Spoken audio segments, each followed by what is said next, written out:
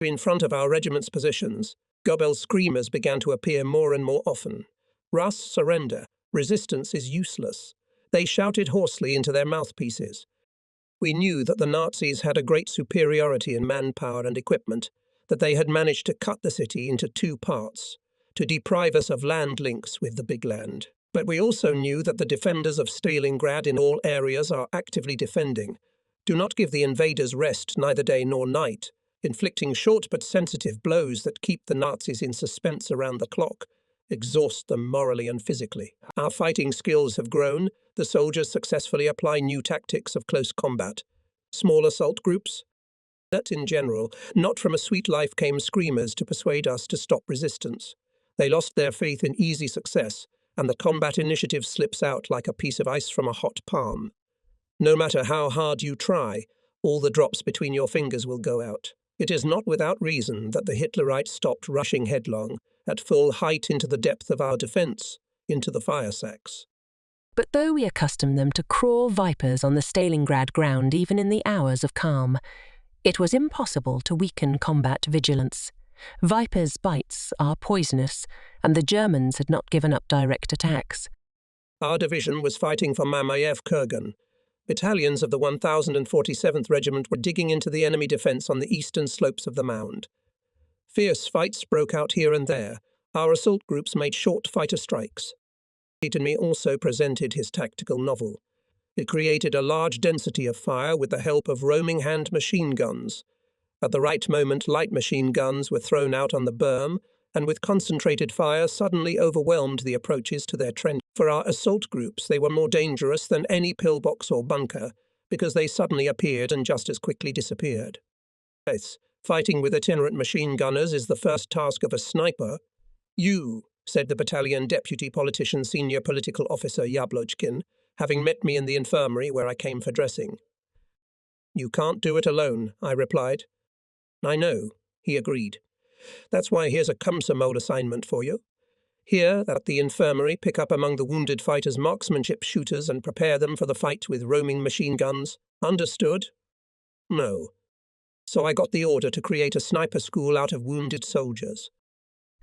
So, bro, how's it going in Dolgay? The soldier stopped, looked me over from head to toe with a stern look and said sternly, "There are no sweets there. You'll be a crow. You'll be headless in no time." I came to the ravine. There came relative silence, a pause between attacks. Nasty moments of calm. Expectation of new, unexplored trials wears out the nerves of those who have not yet settled down in battle. Especially difficult in such moments, a person with a cowardly character. Such people, as a rule, die morally before their physical death because they do not think how to destroy the enemy, but seek escape from him and perish. And how can it be otherwise? If you have not killed your enemy, he will kill you. Fear. How to overcome it? The answer to this question lurks in the character of man. Where he was formed, what is his life experience? In what conditions his organism was strengthened and hardened? The foundation of strong will. Vasily Fifinov, an artillery fire adjuster, is sitting next to me in the trench. We are sitting tightly pressed against the wall of the trench. Fascist planes are circling over our heads. Nearby mines are bursting. Artillery is working our trenches. The enemy is preparing a new attack. Everything is cracking and cracking. I don't know how long this catavasy will last, but not less than 20 minutes. I look at my neighbours on the right and left. Their faces are as pale as flour. Some of them have shaking hands. What is the way to restore the soldiers' self-control, to bring them to combat readiness? From my pocket, I took out a kit set filled to the brim with mahorka. I peeled off a wedge of paper from the newspaper and began to roll a cigar, a goat's leg. Vasily Fifinov followed my example. His hands were big, his palms wide, and his fingers thick. Movement of hands and fingers is calm, balanced. My kit set did not go further than Fifinov. From my pocket I also took out a device and started to make fire in the old grandfather's way. 2 times I struck my fingers with a crucible instead of a stone. Vasily raised his furry eyebrows, looked at me with a grin in his eyes, as it happens in strong-hearted people. "Are your nerves failing you?" No, I said, not much practice in this area. And how are your nerves? Vasily took a deep puff of smoke, his eyes down, making a hole in the sand with his finger. My nerves and skin are tin-plated. My father taught me to despise fear. And my fellow countrymen started to talk as if nothing had happened. He was born and raised in the Urals. His father would come from the Tiger at night and say, The horse is left in the forest, tangled, with a bell. Go and find it and bring it home. You go through the forest, Vasily Fifanov tells. It is dark and dark all around, even if you poke your eyes out, and the horse is black and black. Only on the forehead between the eyes there is a white spot. I was afraid. My heart was beating and pounding. I ran at the sound of the bell. I could hardly feel my feet under me. It seemed that behind every bush a beast was hiding and waiting for me. I mustn't look round. If I lose my way, I won't find my horse. Well, and if you don't find the horse, what can be then? I asked to attract the attention of the neighbours. After all, we are talking about overcoming fear. Fiafanov moved his eyebrows. Then my father would take the bridle and tinkle my arse and back. How was it? Did it work? You see, neither hands nor lips are shaking, as in some of those present. Meanwhile, the artillery preparation of the enemy's attack was over. We took our places and met Hitler's machine gunners with targeted fire. Fiafanov took his time to call the firing lines and called the batteries fire on the lying machine gunners. Quietly, calmly, without panic. And the new attack of the enemy was thwarted by all rule. How not to say a kind word to the company commander, Senior Lieutenant Bolshechapov. It was he who started to erase fear from our soldiers' souls. I remember that on the way to the front he decided to test his sailors for courage. He did it in a rather original way. He armed himself with F1 grenades, lined up all the newcomers in one line, then called one forward, took a grenade out of his bag and quickly explained. You have to catch the grenade while it's hissing and toss it aside. Got it. And, without waiting for an answer, pulled the pin. The first thrown grenade rumbled so hard that we just looked at each other, and each of us, probably, thought to himself, our commander has invented such a good drill. Butov was followed by Mesexeyev, Gryazev, Kormilitsin. When I caught the grenade thrown at me, there was no ring in it, but the grenade did not explode. The fuse had been removed in advance. So all the newbies were put through Bolshechapov's grenade exam on the march. And now it became clear to me that even before the start of fighting in Stalingrad, the men of Bolshechapov's company had become accustomed to fighting fear. The coward all his life on his knees crawls before himself, Fiafanov once said, and one cannot but agree with him. Fear and cowardice live in the same nest, but they can be separated with a little effort on your part. Fear lives in every person. There are no people who are not afraid of death, and a coward is a creature more unpleasant. Having overcome fear, a person is capable of a feat, and a coward will remain a coward. Cunning and dies before others. Who wants to survive in battle, he must first of all, without forgetting the fear, suppress the coward in himself as a poisonous creep, which can bring you death before the time. It was from these considerations that I approached the selection of fighters for my sniper group. There is nothing to do with a coward on the front line. He will let himself down and ruin you. At the exit from the basement, where there was a medical centre, I came across a big brute. He wore a soldier's sweatshirt, his head bandaged, and huge Kurzov boots on his feet. Rolling a cigarette with knotted fingers, he— Listen, what's your name? I asked him. Yuboshenko, he replied in a slow, languid baritone. Does your surname sound like Ukrainian? I made a guess to start the conversation. SMD Professorov's region. He briefly confirmed. Where did it hit you? Nodding at his bandaged head, I sympathetically inquired. On the section of Senior Lieutenant Kuchin, we were building a dugout. I am a sapper. What are you going to do next? I can't carry logs. I feel dizzy. I'll beat the Nazis with a rifle. I liked this handsome Ukrainian. I invited him from the cellar to the first floor to shoot. There we chose a rifle for him, wrapped his bandaged head with a torn gymnoskeleton jacket for camouflage, and took up firing positions. Uboshenko chose a place in the bricks of a ruined partition. Mamayev Kurgan, from the very foot to the top, was covered with smoke. The raid of enemy aviation had just ended, and before that our artillery had been hammering enemy positions here for an hour and a half. But every minute it was getting brighter. Ubozhenko was the first to notice that Hitler's soldiers ran over to the railway embankment and began to dig a trench there. "Do you see?" he asked me. "I see. What to do?" "The distance is 300 meters. Aim for the chest. Shoot when he turns to face you. Don't shoot him in the back." "Why not?" Ubozhenko was interested. "You will hit him, and the shovel will remain on the barrier. The other will come up to get the shovel. Hit him." He chose the moment and fired a shot. The fascist settled down in the trench. The shovel was left lying on the barrier. A few minutes passed. Someone from the trench reached for the shovel. Another shot. Ubozhenko shouted joyfully to me, "Marcia Vasil, did you see how I shot 2 Krauts? Good, well done. But now let's get out of this position, otherwise we'll be shot." Thus began the sniper school in our regiment. The first student was the teacher himself, and my teacher was my own mistakes and failures. A sniper must be a man of calculation, courage, and will. Sergeant Nikolai Kulikov was like that. Here is just one episode from his combat life. 200 meters south of the water tanks on Mamayev Kurgan, there was a burnt-out T-34 tank. 5 men from Shitilov's company set up a machine gun point under this tank. The position there was favorable. The fascist would come up to attack and immediately lie down under the downpour of fire. No matter how hard Hitlerites tried to suppress this machine gun, they could not do anything. Only in 3 days they managed to bypass the tank from the right and left.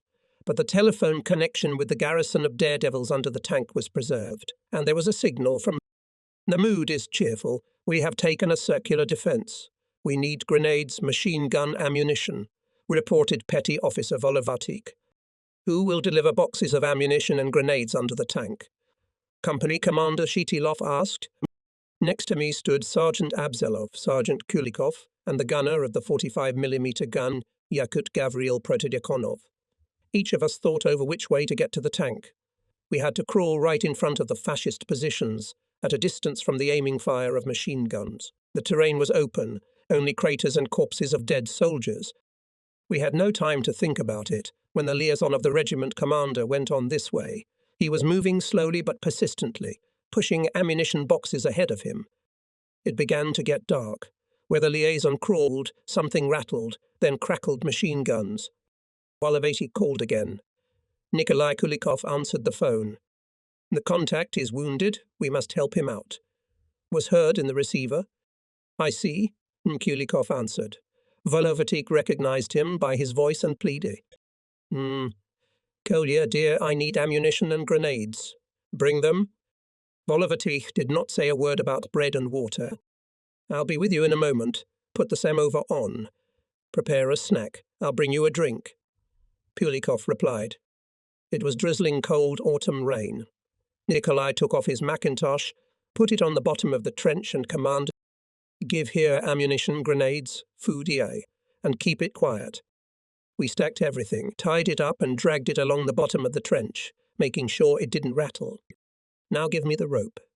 Nikolai tied one end of the twine cord to the trench coat, took the other end in his teeth and crawled. He crawled quickly and skillfully. Tall, thin, flat figure, broad shoulders. In one fell swoop he reached the funnel. Following him crawled a cloaked tent with ammunition and food. In the darkness it was difficult to see how Nikolai Kulikov was moving towards the target. We could only guess that from funnel to funnel he skipped with a sharp throw and then pulled up his load. After a few minutes in the telephone receiver heard the joyful voice of Petty Officer Volovatik. "Nick and I got there safely. Now we live."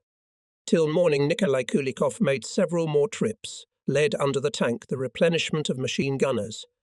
Before dawn we lifted him from the bottom of the trench, dirty, wet and dead tired. But he was ready to crawl to the barrow again. I said, "Rest a little, Nikolai, your sniper is waiting for you." He opened his eyes and smiled. "If it is waiting, then let's go to the position. There is no time to rest." So we became friends with Nikolai Kulikov. In general, I was lucky to find good people in the sniper group. Strong, dexterous, savant. For example, Alexander Gryazev, my comrade in the Pacific Fleet. a man of extraordinary physical strength and bogatier spirit.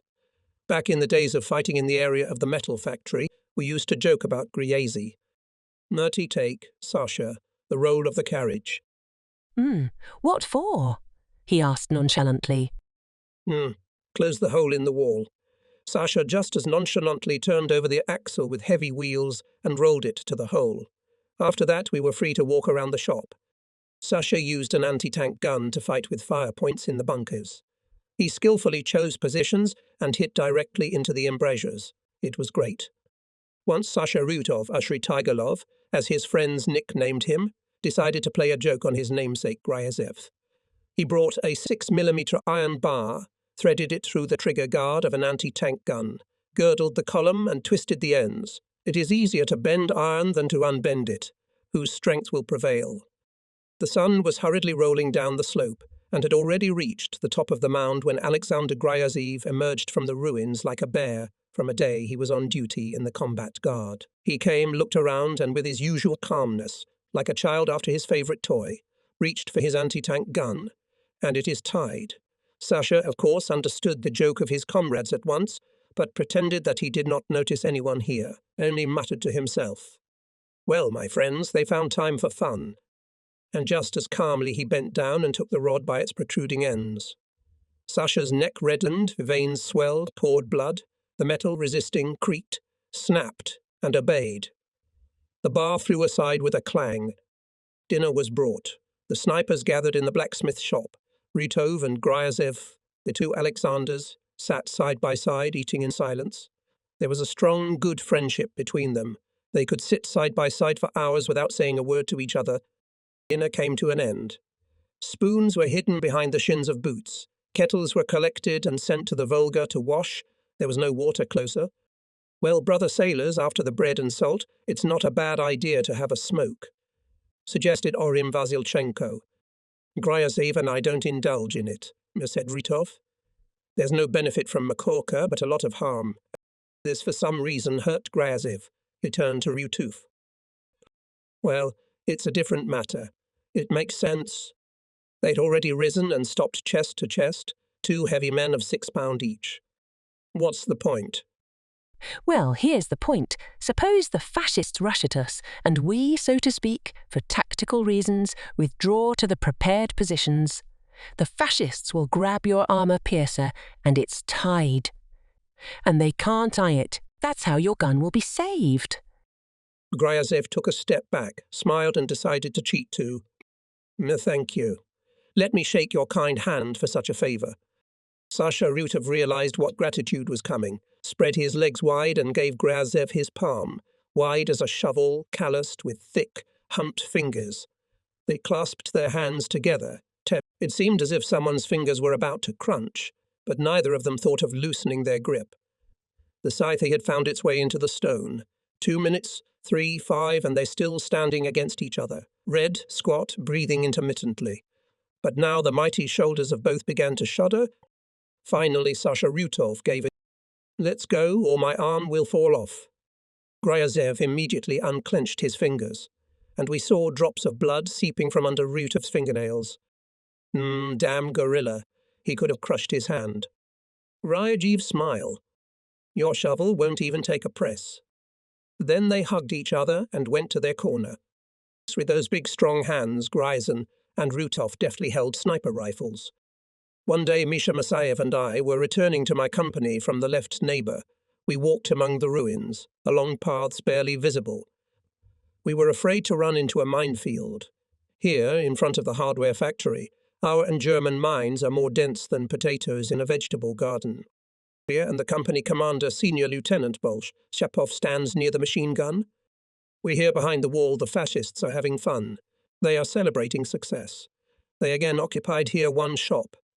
Misha opened his mouth, wanted to say something, but the company commander skeet us, pressing his finger to his lips. We fell down, holding our breath. Then Bolshapov turned to us and, gazing intently, said, Do you understand? I understand. What do you understand? The fascists are at our side. That's right. The commander smiled. His mood is cheerful. By this he tried to show that there is nothing dangerous in our area. It's good, guys, that you came to me, stood with me at the wall, listened to the fascists. The company commander continued to jest. And now you need a quiet place and time to think over all the issues at liberty, to weigh them, to understand what's what. He looked at us with a smile, then frowned and announced in a different tone. So, the most suitable place for this is in the secret. I am appointing Chief Petty Officer Zaitsev to be in charge of the secret. Masayev again opened his mouth, but the company commander interrupted him. I know that you are the third day without sleep, but life is more expensive. The route is the same, the password is Tula. We crawled to the place of ambush, lay down among the tangled wire, camouflaged ourselves. The night was dark, dark. Rockets flashed in the air every now and then. From the asphalt factory, Hitlerites were shooting bursting bullets. They were hitting the wall of the boiler room where our machine guns were installed. Bullets hitting the wall, burst, echoed throughout the shop, creating the impression of complete encirclement. Our machine guns were silent. This silence disturbed the fascists. They could not determine what surprise the Russians were preparing for the morning. And in reality, our sailors and soldiers at this time slept like the dead. Both Misha Masayev and I wanted to sleep. My eyes closed by themselves. It seemed to me that I was dreaming, and I could see everything that was happening before my eyes. I tried to prove to myself that this is exactly so. Why the sound of a grenade bursting is much stronger than I hear now. Why does the fire of the exploded grenade consist of a bouquet of multicolored beams? But this can be seen only in a dream. Or maybe the fascists have crawled past us. Maybe they have already slaughtered our sailors. I didn't justify the commander's trust. I didn't save my friends' lives. With what eyes will I return to the company commander? I bit my lip, pressed it with my teeth so that the sharp pain, like cold water, refreshed my consciousness. I felt a thick, brackish liquid on my tongue. So it's bleeding, I thought, and spat to the side. Masayev turned his head in my direction, asked, No. Chief, why are you spitting like a camel? I ate a piece of fish, now I'm spitting blood. Misha confessed. I stabbed my hand with a knife. Does it help? Masayev reply. A little refreshing. I sharpened my inseparable finger properly. That night, our medicine got a big kick out of the fact that they hadn't created such pills. If I had swallowed them, I wouldn't have wanted to sleep. I was convinced in practice. The hardest torture for a man is not sleeping for several days in the east, a lightning flickered, then slowly turned white. We made our way back to the breach in the wall of the tool shop. From under the wire, we dived into a deep funnel, pressed against the ground, and through the breach in the wall, we looked in the direction of the enemy. At first, there was no one. We wanted to sneak into the shop on our half, but Masayev was the first to see the feet of a fascist soldier, pulled my hand, and we froze on the spot. We heard the measured clatter of forged boots. The fascist was walking along the wall like a caged tiger. On the heels of his boots shined horseshoes. Here he approached the breach. We can clearly see the thick soles of his oversized boots. While the fascist was walking around the shop, we thought over a plan how to catch him. We decided to bait him like a gudgeon. Masayev had a big gold pocket watch with a massive long chain on it. When the fascist left, Masayev took the watch out of his pocket, put it between the bricks, put a little sand on it, and pressed himself against the wall. Lyutov leisurely grabbed the Kraut by the arm, turned him according to the rules of the scout, stroked him against the wall, and he settled down. His blue eyes poured blood, his nostrils flared like those of an enraged beast. He was an old soldier. He kept saying the same thing during the interrogation. I didn't surrender. Russian soldiers fight wrong. They deceive. It was impossible to send a prisoner to the bank of the Volga River during the daytime. One has to wait a whole day until darkness falls, and a lot of changes can happen in a day. For greater reliability, they decided to tie up the fascist and put him for safekeeping in Klava's infirmary. The bound fascist, like a sack of chaff, was placed against the wall near the heating radiator. With Masayev we had a real, even sumptuous breakfast. Sleepless nights, fatigue were taking over. Our strength was leaving us.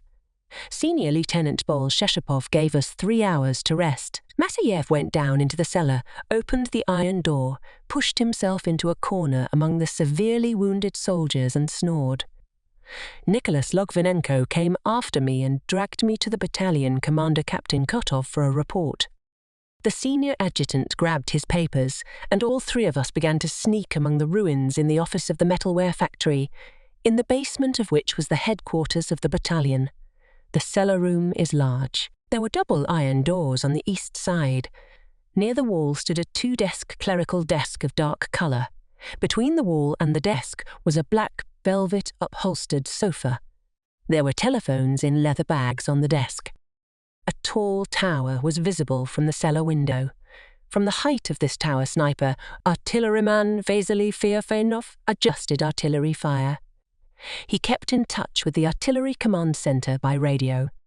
My legs were shaking from fatigue, rocking from side to side. Next to the commander sat Battery Commander Ilya Shuklin. He was smiling and Captain Kotov was pale. His hands were shaking, his nostrils flared. Captain Shuklin's calmness and smile kind of refreshed me. Lieutenant Fedosov chose a momentary break in the conversation and reported to the angry combat about my arrival. The captain looked me over from head to toe, then barked at Fedosov. Take me to the dugout, let me rest for 2 hours, then come. I came out of the cellar. There was a battle in the city. Nazi planes were still buzzing in the air, smelling of smoke and cinders.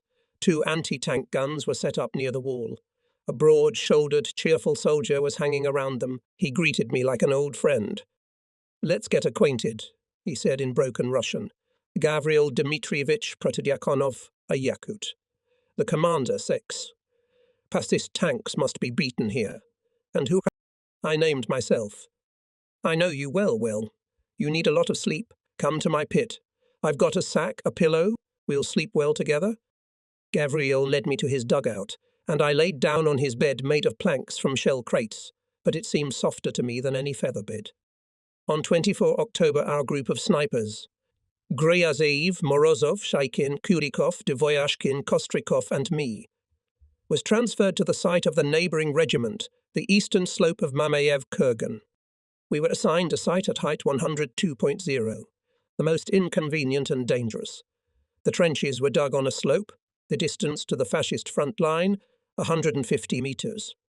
Previously, this area was defended by soldiers from a company of anti-tank rifles. A week ago, the company commander was wounded. He was sent to the infirmary, and the company without a commander suffered heavy losses. Armour-bearers were buried here, in the trenches.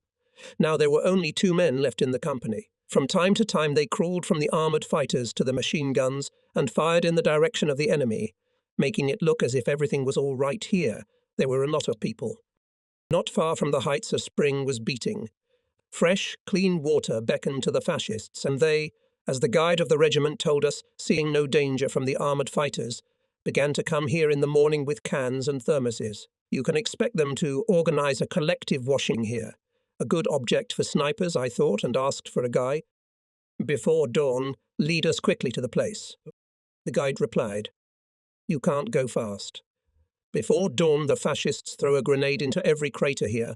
Every bush is poured with a machine gun burst. They're afraid, damned. They're burning the road for water." "Let's throw," Sasha Grazev suggested. I supported him. The guide turned out to be brave. We made one throw, the second, and found ourselves on the edge of a ravine, at the bottom of which a stream flowed from a spring. They crouched down to the ground. There was dead silence all around, even rockets did not take off. It is bad, such silence is not good. It is dangerous to dig in. We crawl further, looking for a crater or an empty trench. It is inconvenient for a sniper to crawl.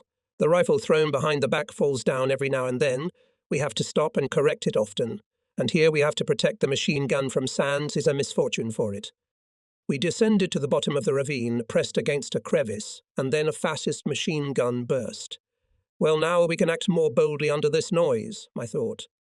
But the machine gun did not work for long. Only I wanted to cross the bottom of the ravine, as the guide stopped. Now it will start shooting again. The ground fell on our helmets from above. The machine gun was beating on the eastern slope of the ravine.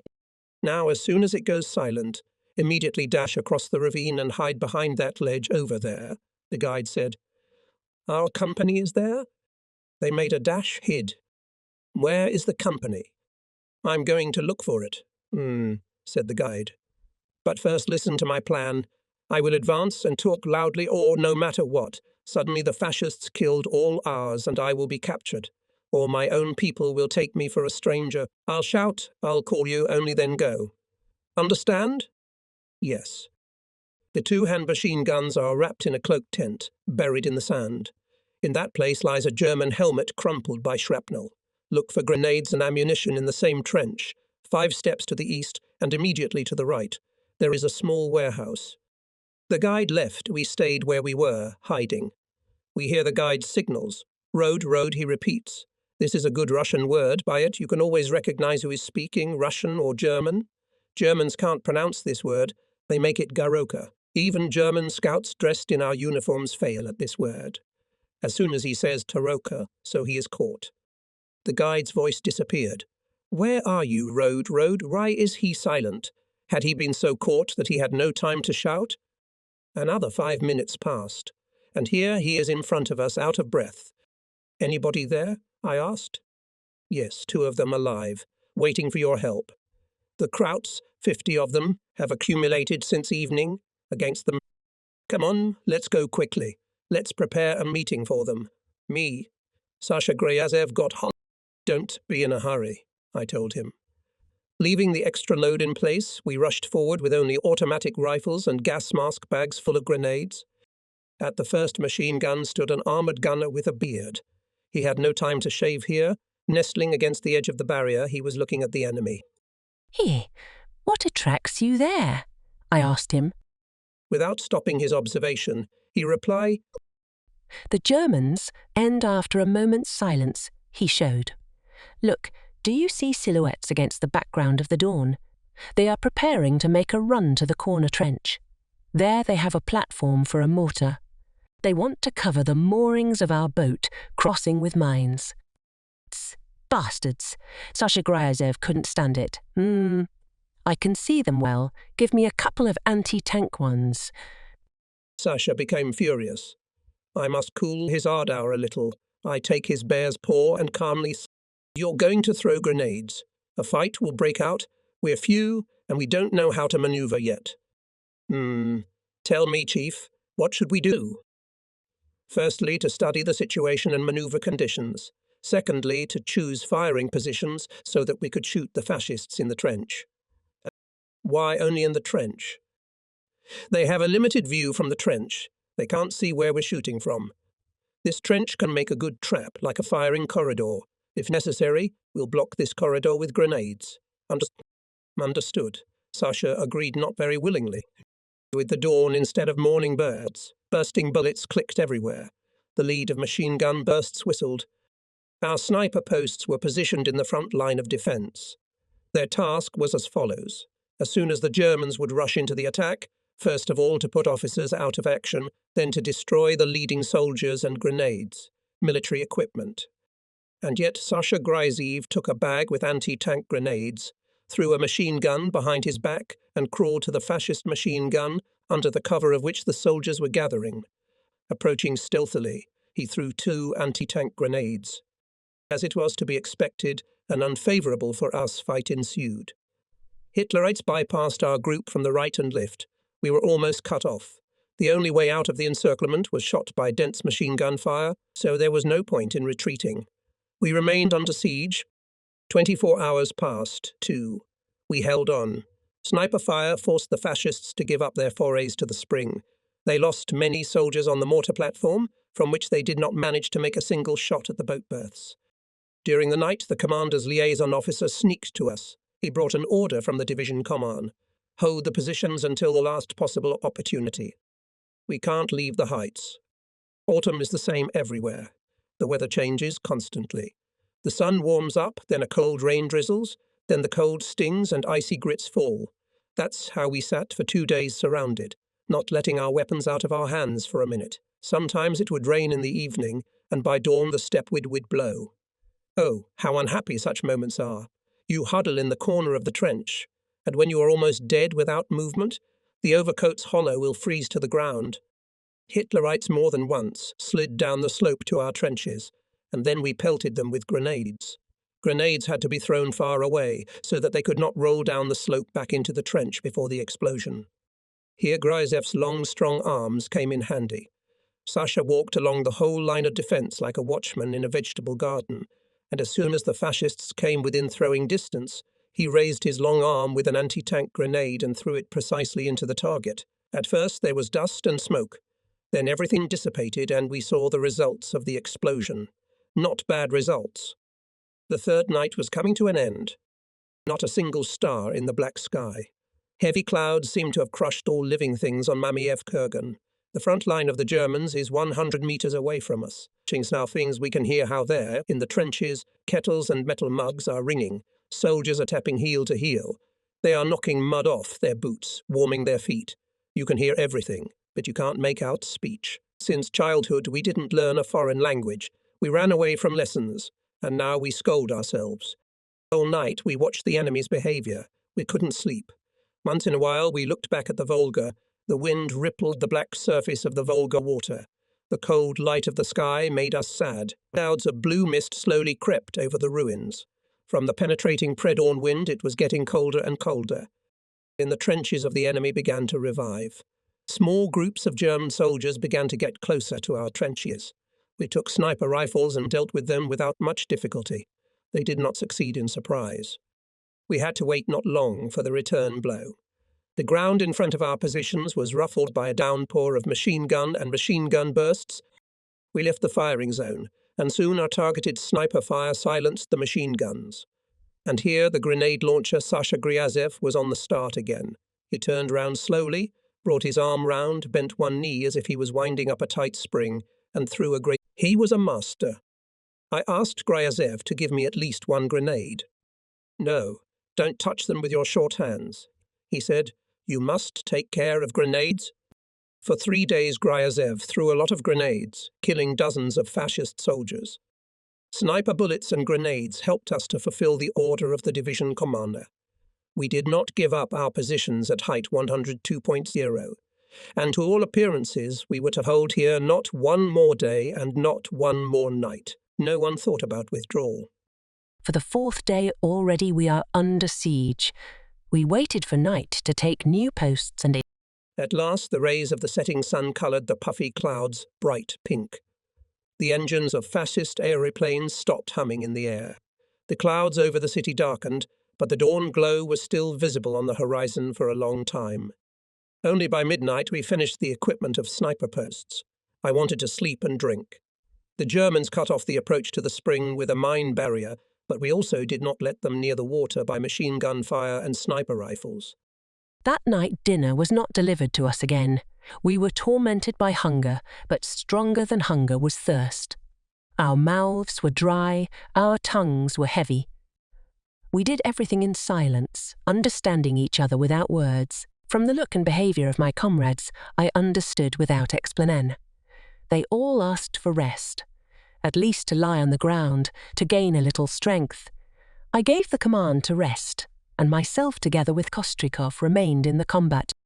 Armed with rocket launchers, we agreed on a signal in case of alarm and went in different directions. I clearly perceived the night whisper of the wind, the flight of mines, the flickering lights of cigarettes in the camp of the enemy, the faint aroma of tobacco smoke. I wanted to smoke even more strongly, but there was nothing to smoke. Muffled metallic clattering, scraps of German phrases irritated me. I wanted to smoke. Besides, I was irresistibly drawn to sleep. Kostrikov came up to me and, as if having guessed my thoughts, began to shake the pockets of the dead. Soon we had a cigarette, and sleep drifted away. We knew well that the enemy was preparing a trap for us, building false positions. Here we needed special vigilance and special cunning.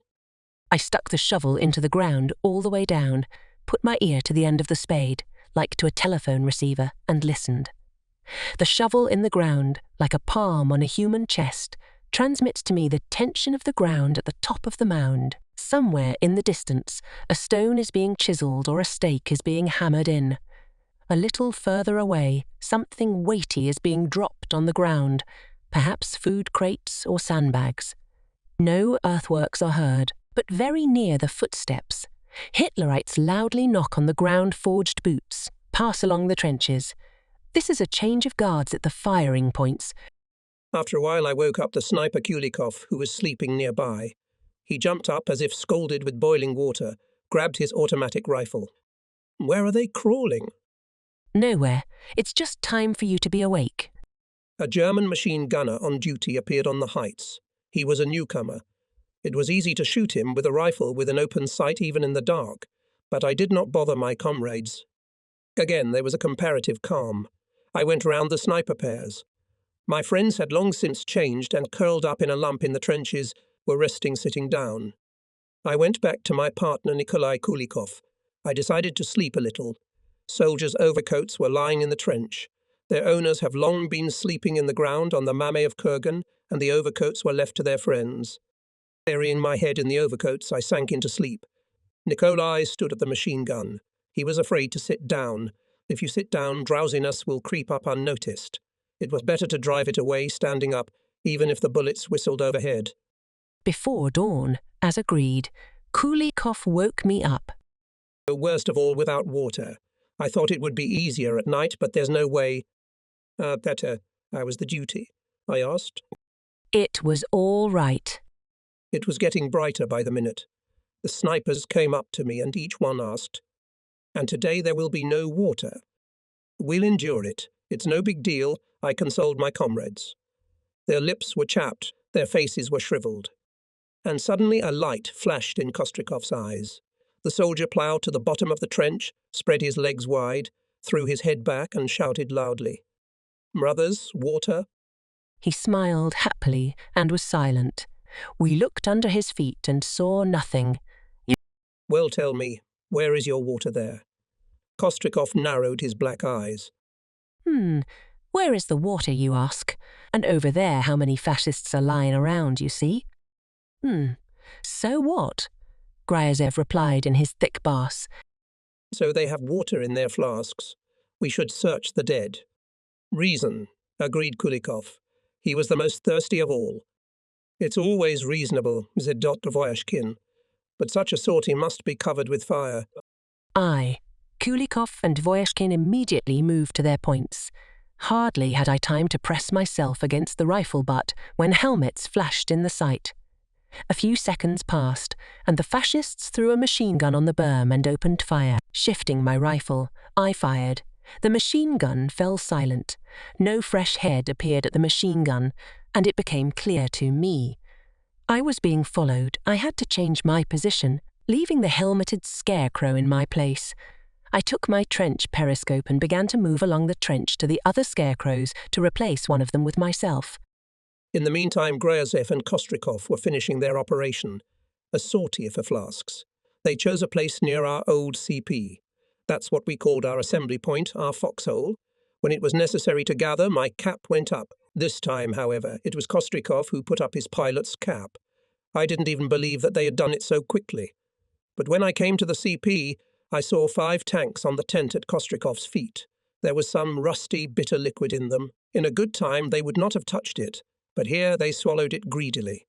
And at once they all came to life. At about 10 o'clock in the morning on our left, on the southern slopes of the mound, the enemy soldiers began to move. They were moving down a deep trench to their anti-tank battery, whose guns were aimed at the tunnel under the railway. It was an ambush against our tanks, which, if the offensive began, the guns could really do a lot of damage. But the defenders of the city centre had few tanks, and we could not think of a big offensive at that time. Therefore, only 2 of our snipers, Volovatic and Podkofov, were assigned to fight the guns. They took good positions, camouflaged themselves, and with their accurate fire little by little put the servants of the gun crews out of action. That is why, during the day, there was usually dead stillness on the battery. From above, from the slopes of Mamayev Kurgan, we could see these guns well. They were pressed against the southern foot of the height like frozen eels and seemed forgotten. We were no longer paying attention to them, and that was our mistake. After all, today enemy soldiers moved to the battery, but they did not show themselves near the guns. They lurked somewhere, preparing some insidious move against us. What is it? Having looked carefully, I noticed that the big trench had whiskers, narrow, shallow slits with round holes at the ends. Rifle cells. How did we miss it? When did they have time to dig them out? Tonight? No way. Did my shovel phone fool me? Hardly. At that moment, Volovatikar discovered a new group of German soldiers. They crowded in the range of landmark number 5. So we called the broken anti-aircraft gun on the slope of the mound. It is only 80 meters away from us. I see the enemy, reported Volovotyk. Before I could say a word, Sasha Gryazev grabbed 2 anti-tank grenades and rushed along the trench. "Stop, back," I shouted. Sasha stopped and, spreading his legs wide, suddenly looked at me so reproachfully that it seemed to me that his grey eyes were about to throw sparks. "Chief, let me kill the fascists, and I'll destroy the position at the same time," he said with irony and, after a silence, seriously added, "You can't beat all of them. Let others increase their score." I was taken by surprise by this reproach. We actually kept personal record sheets, personal account of revenge against the fascists, where each figure for each day was certified by the signature of eyewitnesses of successful shots. My account was indeed the largest of all. Sasha Gryazev's signature testified to that. What should I say to him now? He stood in a questioning pose, waiting for my answer. Everyone, holding their breath, looked at us. Sasha touched my heart. I waved my hand in agreement. Sasha smiled triumphant. I would have done it a long time ago, and I was tormented by conscience. I tried to remember where and when I abused my power, i.e. increased my score, and kept my partner as a bait, a target. Everyone smoked in silence, seeing how I was worried. But still, guys, it's a purchase. Run, Nikolai Ostapovich. I asked Kulikov. You catch up with Sasha and tell him that now he will fall into a trap. There may be a sniper in the shooting cells. Kulikov did not have time to catch up with Sasha. Throwing a grenade, Sasha was too late to sit down. An enemy burst bullet hit him in the right side of his chest. I ran up to him. He didn't moan. Calmly took out his Komsomol ticket and said, "Sick it, Vasya. You're right, it's a sniper's ambush. Tell the comrades that I'm dying a communist." We took off his uniform to bandage his torn chest. His right arm was hanging like a whip. Blood was gushing from the wound. There was nothing to bandage. We took off his calf skin to bandage it. The fire in Alexander's eyes flashed again. He pulled out of my hands a bloody calf skin, put it on the bayonet, stood up, shook his rifle in the direction of the enemy. "No, bandits, victory is ours," and fell into the arms of my comrades. There were 80 meters to the fascist trench. The German trench was not damaged by the grenade burst, and we lost such a great man from a single shot. How I cursed myself for not showing firmness, not stopping Gryazev. In his Komsomol ticket, Alexander Gryazev left a testament to his son.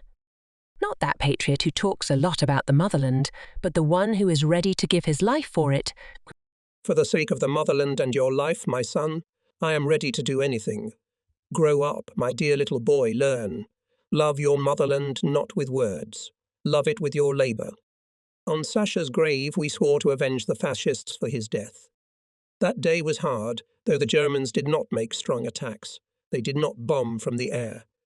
Only twice from water tanks fascist chains came up in attack, but both attacks we repulsed by machine gun and machine gun fire. The sniper rifles were covered with cloak tents at that time. The sun was rolling down. The horizon was blushing. A faint breeze blew. Only by the movement of the smoke could one ascertain its direction.